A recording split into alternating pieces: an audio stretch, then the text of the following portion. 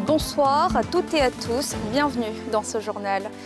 250 000 francs CFA par ménage, la bouffée d'air pour les déguerpis d'Abidjan. Ce mercredi, à l'issue du Conseil des ministres, plusieurs mesures ont été annoncées pour soutenir les populations affectées dans les quartiers de Boribana ou encore de Jesco. Au point mort, plusieurs mairies d'Abidjan et de l'intérieur du pays sont fermées depuis ce matin, faute d'agents municipaux.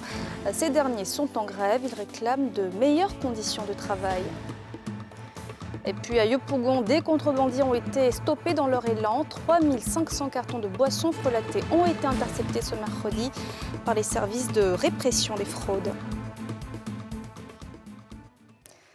Ce matin, le Conseil des ministres présidé par le chef de l'État a abordé la situation des familles déguerpies à Boribana et à Jesco. Des mesures d'aide dont des allocations pour la construction et le relogement ont été annoncées, comme nous le détaille Pierre Dipomélin dans cet élément. Des mesures fortes prises par le gouvernement qui vont certainement donner du baume au cœur des populations affectées par les opérations de déguerpissement à Boribana dans la commune d'Atekoubé et à Jesco dans la commune de Yopougon. Le Conseil des ministres, présidé par le président de la République Alassane Ouattara, a annoncé 697 millions pour l'allocation d'aide au relogement des familles déguerpies et 3 milliards pour une autre allocation d'aide à la construction. En vue de soutenir les populations affectées par les déguerpissements et d'éviter qu'elles se réinstallent dans de nouveaux sites à risque, le Conseil a adopté, sous l'impulsion de son Excellence Monsieur le Président de la République, un dispositif de relogement comprenant une série de mesures dont les 5 majeures sont les suivantes.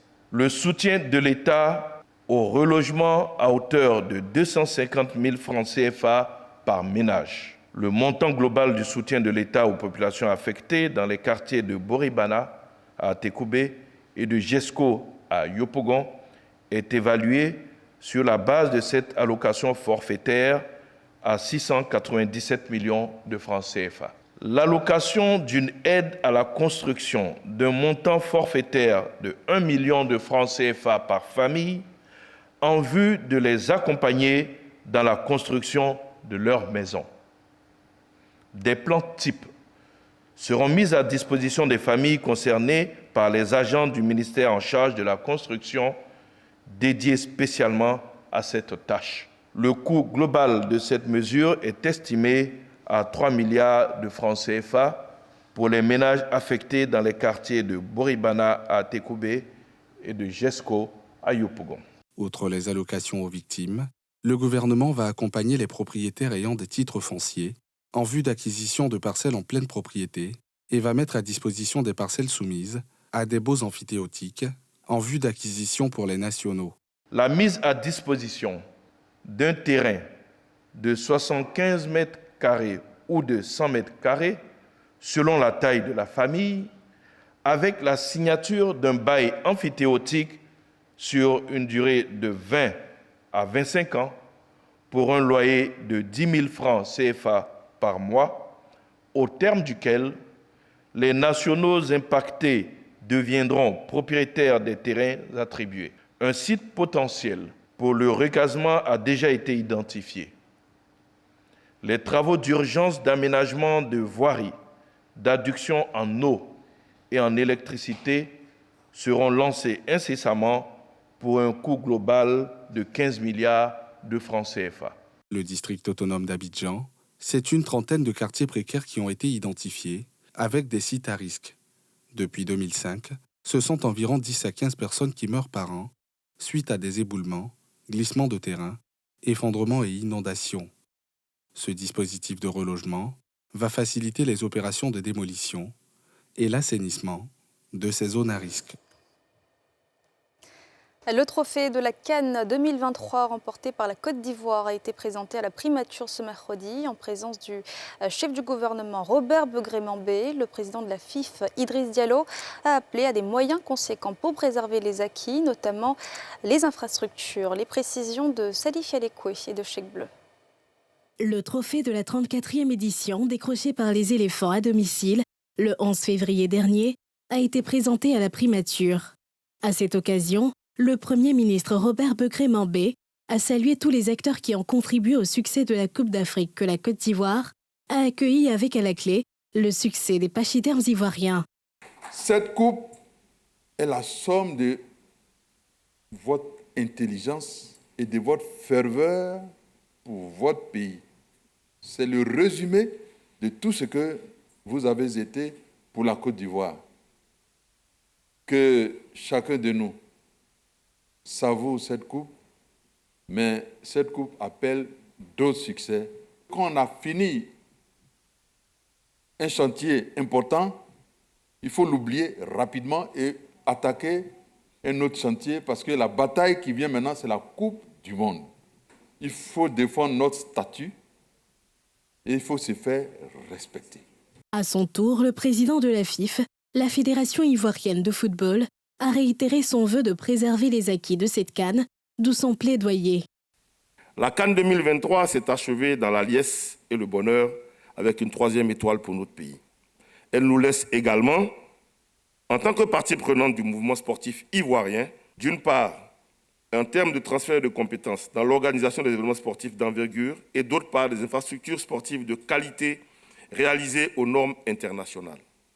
Nous voulons non seulement renouveler notre infinie reconnaissance à son Excellence, Monsieur le Président de la République et à son gouvernement, mais surtout plaider pour que des moyens conséquents soient mobilisés pour la sauvegarde de ces joyaux hérités de la CAN. En ce qui concerne la grande famille du football, nous sommes engagés à vos côtés, Monsieur le Premier ministre, ministre des Sports et du Cadre de vie, pour une utilisation efficiente de toutes ces infrastructures. Les champions d'Afrique, pour leur première sortie après ce succès, vont jouer 2 matchs amicaux contre le Bénin au stade de la Licorne à Amiens en France et le 26 contre l'Uruguay au stade Bollaert de Lely à Lens. Cette saisie à Yopougon de 3500 cartons de boissons frelatées destinées à la consommation dans le pays, interceptés à bord d'un camion par les services de la répression des fraudes du ministère du Commerce et de l'Industrie. Les contrebandiers ont été arrêtés et la cargaison détruite. La direction appelle la population à contribuer au renseignement pour mettre hors du marché ivoirien tout produit impropre à la consommation. Le reportage de Timé Danger et Zécré Joseph. Zone industrielle de Yopougon. Dans la cour d'une unité de production de plastique, un camion chargé de boissons frelatées, de contrebande, intercepté. À son bord, 3500 cartons de produits prohibés, en provenance du Ghana, saisis par le service de répression de la fraude, du ministère du Commerce et de l'Industrie. C'est des boissons alcooliques titrant plus de 42 degrés. Donc, ces boissons-là, lorsqu'elles sont conditionnées dans des bouteilles ou autres, demandent un agrément. Donc, ce produit, il doit être conditionné dans des emballages qui respectent la réglementation en vigueur en Côte d'Ivoire. Le camionneur, il n'a aucun titre de transport, il n'a aucun document douanier attestant que ce véhicule a subi tout le parcours douanier pour se retrouver en Côte d'Ivoire. Et puis, ce sont des sachets plastiques dont l'utilisation est interdite dans notre pays. La cargaison saisie viole différentes dispositions réglementaires en matière de commerce sur le territoire et constitue au-delà une menace pour la santé des populations et l'économie nationale, avec un préjudice pour les opérateurs du secteur de la boisson, évalué à 42 millions de nos francs. Le gouvernement, dans sa lutte contre l'alcoolisme précoce et juvénile, prend certaines mesures. C'est dans ce sens d'ailleurs qu'un arrêté interministériel a été pris, interdisant les boissons énergisantes alcoolisées. Donc dans cette même mesure, ces boissons que vous voyez sont à la portée de toutes les bourses. Donc les jeunes d'aujourd'hui s'adonnent à la consommation de ces boissons et tous les fléaux associés à la prise de ces boissons. Donc quand nous retirons ces produits, nous mettons en sécurité non seulement notre jeunesse, mais les populations aussi qui sont en contact avec cette jeunesse. Au terme des opérations de vérification, cap est mis sur le site de destruction, aménagé au PK 24. Sur les lieux, le personnel mobilisé s'affaire au déchargement. À leur côté, le directeur de la répression de la fraude, venu saluer la vigilance de ces hommes, qui a permis de mettre la main sur ces produits prohibés et appeler les populations à aider au renseignement. C'est une cumul d'infractions qui a permis à nos services de pouvoir faire cette grosse saisie. Je voudrais féliciter les collaborateurs, je voudrais féliciter également la gendarmerie, tous les services qui ont collaboré, qui ont donné l'information. consommateurs pour dénoncer toutes ces pratiques. Nous avons une ligne verte qu'on appelle 1343 qui peuvent appeler pour pouvoir donner des informations qu'ils trouvent contraires aux dispositions de nos réglementations en matière commerciale. Toute la cargaison saisie, au total 3500 cartons de stickers d'alcool de 40%, va être mis hors d'état de consommation. Les auteurs de cette contrebande vont eux être conduits devant les juridictions compétentes. Et c'était la rentrée solennelle ce mercredi pour la direction du contrôle financier du ministère des Finances et du portefeuille de l'État. Une occasion pour le directeur de la DCF et son équipe de faire le point de l'année écoulée et de se projeter sur l'année 2024. Mardoché Kwasi, Kimo Eric. Placé sous le thème modernisation, digitalisation et mise en place de démarches qualité, cette rencontre a été mise à profit pour passer en revue plusieurs outils et procédures de travail. Il s'agit également pour la direction du contrôle financier de dresser le bilan de la gestion budgétaire 2023 et présenter le plan d'action stratégique 2024 de la DCF dans une optique de modernisation et de digitalisation de l'action du contrôle financier. Nous pensons que 2023 a été une année en tout cas assez positive. Parce que d'abord, le rôle du contrôleur financier, c'est de garantir le paiement de la bonne dépense. Et nous pensons, lorsque nous faisons le bilan, qu'en 2023, les choses ont été correctement faites par l'ensemble des contrôleurs financiers, parce que nous sommes une administration où l'action, je veux dire, est portée par petits bouts, par différents services de contrôle financier, et c'est pourquoi je leur ai adressé mes félicitations. Par ailleurs, également, nous avons des missions importantes que nous portons dans le cadre, je vais dire, de la réforme budgétaire, et ces missions-là portent entre autres sur tout ce qui est évaluation a posteriori. Et en 2023, la direction du contrôle financier a pu démarrer un certain nombre de mécanismes d'évaluation a posteriori. Je pense que déjà c'est une satisfaction parce qu'il fallait trouver les bons modes opératoires. Une modernisation qui devrait s'accentuer avec le projet de certification à la norme ISO 9001, version 2015. Aujourd'hui, une administration moderne doit être certifiée. La direction du contrôle financier a un certain nombre de processus, un certain nombre de procédures que nous portons. Mais il s'agit de pouvoir nous inscrire dans le respect des normes internationales. Nous allons en demander d'être certifiés dans une logique d'humilité, parce qu'on estime qu'une administration aussi doit avoir de l'humilité. Il y a des organismes certificateurs. Nous, en tant que contrôle financier, nous vérifions les procédures des autres. Mais on accepte de se soumettre aussi à la vérification de nos procédures pour qu'on se rassure à terme que tout ce qu'on fait est correct. La rentrée solennelle de la direction du contrôle financier a démarré hier mardi et s'achève ce jeudi à l'espace Latry Event à Abidjan, Cocody. Et comme annoncé en titre, depuis ce matin, plusieurs mairies du pays sont au point mort en raison d'une grève de 3 jours entamée par des agents municipaux qui réclament l'application de décisions de la tutelle relatives à certains avantages sociaux. Le constat de Mardoché Kwasi et de Kimo Eric. Mairie d'Adjamé, dans le district d'Abidjan. Ses usagers, venus sur les lieux pour bénéficier des services municipaux, ont une mauvaise surprise. Dans ces bureaux, et ce hall d'ordinaire très animé, c'est le calme plat. Ce matin, je suis venu faire des documents un certificat d'inhumation pour l'enterrement de mon frère qui est prévu demain jeudi. Malheureusement, lorsque je suis arrivé, je viens tomber sur le fait que la mairie est en grève, donc je ne sais pas qu'est-ce qui se passe, mais malheureusement, nous, en tant que population, nous n'avons pas été avertis de cette grève et vraiment, on est en train de payer les préjudices de cette grève. Les agents de cette mairie observent un mot d'ordre de grève lancé par la plateforme des syndicats nationaux du personnel des collectivités territoriales de Côte d'Ivoire.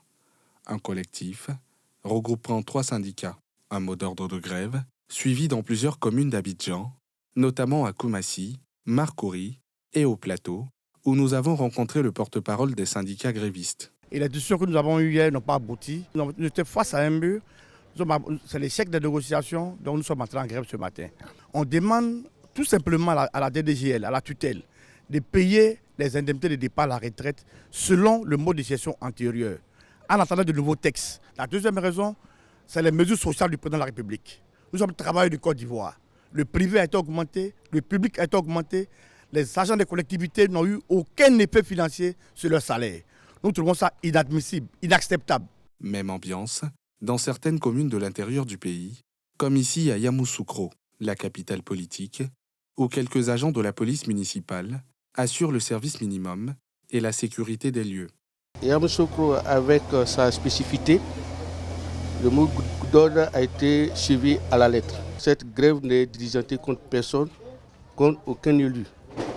C'est pour l'amélioration de nos conditions de vie et de travail. Puisque je suis né à Yamoussoukro, je viens pour déposer mon acte. J'arrive, je trouve que la mairie complètement vide. Quitter Boisflé, venir déposer un acte et puis tu arrives, la mairie est fermée. Je ne sais pas à quel moment ils vont reprendre. Donc c'est ça qui m'a découragé un peu, quoi. Du côté de l'intersyndicale des agents des collectivités territoriales, on ne se reconnaît pas dans ce mot d'ordre de grève. Pour le porte-parole de cette structure, cette grève n'est pas opportune. Nous ne sommes pas opposés à la grève, mais nous disons que la grève n'est pas opportune. Parce que c'est pourquoi il dit qu'ils vont en grève, ont trouvé des solutions. Le patronat a tout réglé, toutes nos préoccupations en termes d'indemnité de départ à la retraite, en termes de le kit que le gouvernement a accordé aux fonctionnaires et agents de l'État, qu'on appelle les mesures sociales, nous ont été octroyées dans toutes les mairies de Côte d'Ivoire, au regard des budgets et des mairies et des conseils qui ont soutenu. Le directeur général de la décentralisation et du développement local abonde dans le même sens. Il rejette les accusations portées contre sa direction par les grévistes et les appelle à la raison. Nous appelons nos collaborateurs à la raison, parce que juridiquement, cette grève n'a pas sa raison d'être. Les problématiques ont été adressées. Même s'il y a une seule problématique qui est adressée, ça doit pouvoir faire l'objet de suspension. Nous sommes disposés à continuer le travail avec tous les collaborateurs. Nous assurons la tutelle, mais nous estimons que ces revendications, en nous les portant, nous devons pouvoir les satisfaire.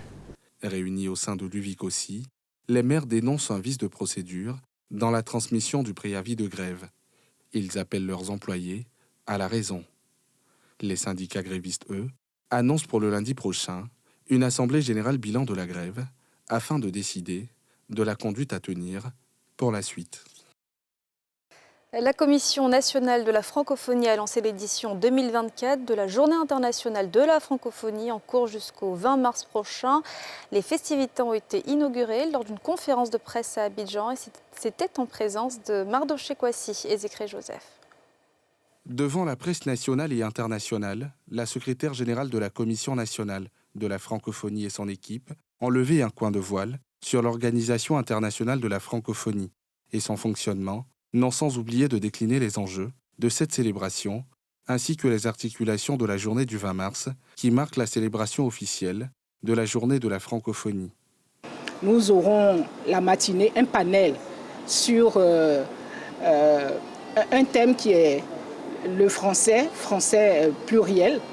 Et ensuite, nous aurons un atelier d'information et de sensibilisation des femmes sur les opportunités qu'elles peuvent avoir au niveau de la francophonie.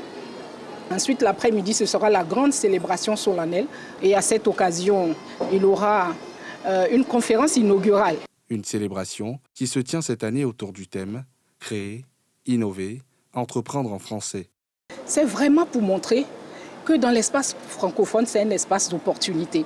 Donc c'est tout ça que nous voulons mettre en avant. Et surtout donner aussi de l'espoir aux jeunes, que dans cet espace, il y a la possibilité de créer, de mettre en avant tout ce que nous pouvons faire pour que nous puissions rayonner et que ce soit aussi un espace d'avenir. La Journée internationale de la francophonie, célébrée le 20 mars, marque la date anniversaire de la signature de l'acte de création de l'Organisation internationale de la francophonie, OIF. L'Organisation internationale de la francophonie regroupe 88 États et gouvernements et 321 millions de locuteurs. Et c'est la fin de ce journal. Merci de l'avoir suivi. On se retrouve demain à même heure. Bonne suite au programme sur la Nouvelle Chaîne Ivoirienne.